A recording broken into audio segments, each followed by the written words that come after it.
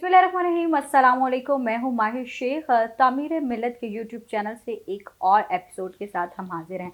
आज हम बात करेंगे चाइल्ड लेबर पे। जैसा कि आपको पता है कि पाकिस्तान के अंदर चाइल्ड लेबर की तादाद बहुत ज़्यादा है। उसकी वजह क्या है और कौन कौन से एक्ट जो हैं इस पर बनाए गए, आज इस पर बात करेंगे। और इस पर बात करने के लिए हमने जहमत दी है तैयबा अब्बासी साहिबा को, जो कि एडवोकेट हैं, सोशल एक्टिविस्ट हैं, बार की जो जॉइंट सेक्रेटरी हैं आप। अस्सलाम वालेकुम, बहुत शुक्रिया आप तशरीफ लाएं। अच्छा, हम जब बात करते हैं चाइल्ड लेबर की, पूरी दुनिया में चाइल्ड लेबर का एक दिन है और उसको मनाया जाता है। माही पाकिस्तान में देखिए डिफरेंट कंट्रीज़ के लॉज के मुताबिक उनकी चूँकि मैच्योरिटी लेवल हर रीजन का डिफरेंट होता है, तो ये हमें समझने की ज़रूरत है कि पाकिस्तान में वर्ल्ड लेवल पे डिफरेंट है, हर कंट्री का एक अपना हुआ है, लेकिन एक स्टैंडर्ड जो दिया गया है वो 14 ईयर्स है, जिसके अंडर जो बच्चे हैं उनको चाइल्ड में कंसीडर किया जाता है। यानी 14 साल से कम बच्चा जो है वो जब जॉब करेगा या किसी जगह पे काम करेगा तो उसको चाइल्ड लेबर में कंसिडर किया जाएगा। ठीक है। पाकिस्तान में ये 14 ईयर्स है बेसिकली। अच्छा, इसकी एज अगर 14 ईयर है तो फिर हम देखें तो पाकिस्तान में तो बहुत सारे बच्चे होंगे, कमोपेश अगर हम थोड़ी सी परसेंटेज ले लें, कितनी होगी ये बच्चों देखें, जो आपको पता है पाकिस्तान में डाटा सेंसस कलेक्ट करना is a very hard task. Routine में तो बहुत मुश्किल होता है आपके लिए कि आपको ऑथेंटिक डॉक्यूमेंट्स दे सकें, बट जो डिफरेंट ऑर्गेनाइजेशंस या डिफरेंट डाटा कलेक्टेड हैं जो करती हैं, तो उनके मुताबिक तो 12.5 मिलियन है अभी पाकिस्तान में, मतलब जो लेटेस्ट है इनकी रिसर्च उसमें। बट जो हम लोग जो ऑन ग्राउंड वर्कर्स हैं, जो काम करते हैं, जो डेली देखते हैं इस तरह के केसेस, तो मेरा ख्याल ये है कि हमारी एक्चुअल रेशियो शायद इससे भी ज़्यादा होगी। एक्चुअली देखें, इसमें बहुत सारे लोग हैं जो रिपोर्ट नहीं करते, लाइक बहुत सारे डोमेस्टिक वर्कर्स जो हैं आपके, वो चाइल्ड लेबर्स में तो ऑब्वियसली आते हैं, जो बच्चे घरों में काम करते हैं, तो उनका डाटा कलेक्ट करना is a very hard thing. लोग एक्सपोज नहीं करते बच्चों को, और जिन लोगों के घरों में, क्योंकि बिकॉज इट्स एन ऑफेंस, तो जो घर काम करवा रहा होता है वो भी नहीं बताता, और जिन पेरेंट्स ने अपने बच्चों को रखा हुआ होता है वो भी नहीं बताते। तो ये एक्चुअल फिगर नहीं कह सकते, बट जो एक फिगर टेंटेटिवली दिया गया वो 12.5 मिलियंस का है पाकिस्तान में।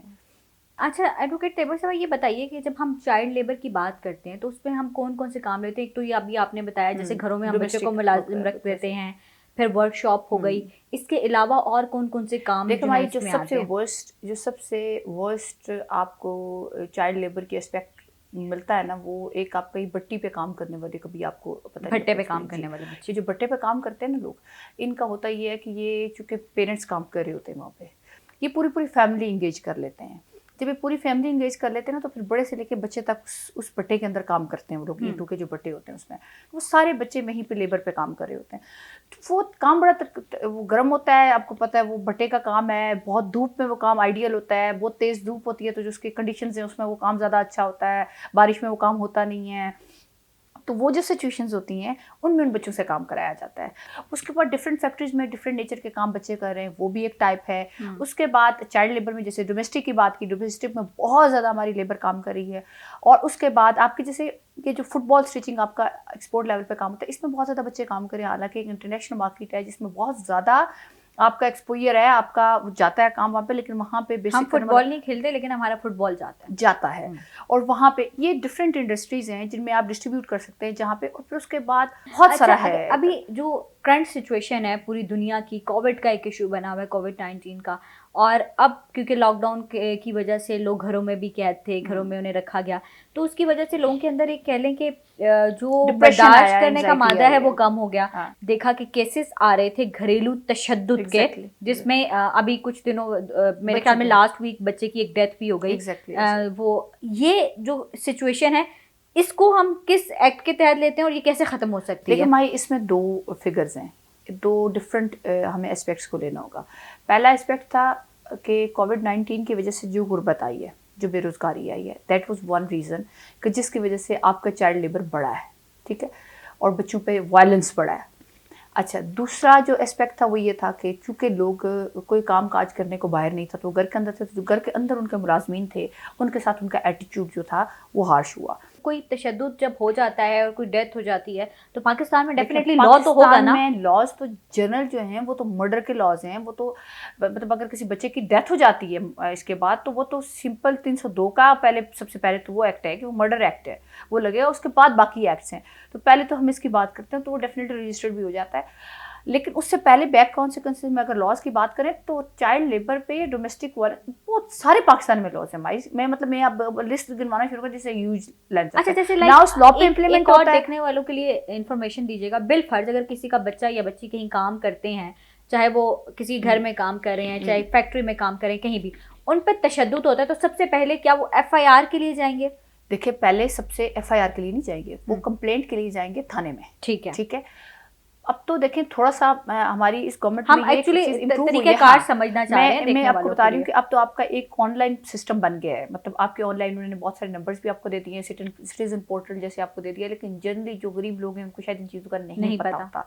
इसलिए हम जो अभी फोकस कर रहे हैं उन लोगों पर कर रहे हैं कि जिनको, जो लेबर क्लास है और जो चाइल्ड लेबर पे स्पेसिफिकली गरीब लोग हैं, तो उस पर पहले तो ये है कि उनके पास जो सबसे पहला फॉरम है कि आप बच्चे की कंडीशन उठाएं, उसी वक्त उठा के सीधा उसे थाने ले जाएं। कोई करीबी चौकी है, थाना है, वहाँ पे बच्चे को ले जाएं। और वो ये करते हैं कि फौरन वो करने के बाद आप जब थाने जाते हैं तो वो आपके FIR नहीं काटते, आपका मेडिकल होता है। ठीक है, मेडिकल के साथ ही उसकी FIR हो जाती है, जिससे कहते हैं फर्स्ट इन्फॉर्मेशन रिपोर्ट।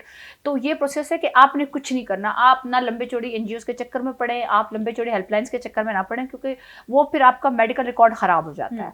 आपको लगा आपको बच्चा कहीं पे काम कर रहा है और कहीं पे, तो ये सिर्फ पेरेंट्स की जिम्मेदारी नहीं है। मैं तो ये कहती हूँ बीइंग सोशल होना है, और ये सोसाइटी की हमारी भी जिम्मेदारी है। आपने पहली बात है कि आप उस चीज़ को कंडेम करेंगे, कहीं पे छोटा बच्चा काम कर रहा है, आप उस ऑनर को, उस एम्प्लॉयर को, उसको कंडेम करें। चाइल्ड लेबर है ना, वो सबसे सस्ती लेबर है। क्या इसका तरीकेकार एजुकेशन हो सकता है कि पेरेंट्स को एजुकेशन नहीं है, सबसे पहले पॉवर्टी एलिवेशन। ठीक है, आपको सबसे बड़ा खत्म करनी होगी, आपको लोगों को। सेकेंडली, आप गुर्बत देखें, ये तो किसी मुल्क से भी बहुत जल्दी खत्म करने वाली प्रैक्टिकल चीज़ें नहीं है, तो आप गुर्बत को कम करें और साथ वो जो बच्चे, उनके पेरेंट्स को ये कंपेल करें।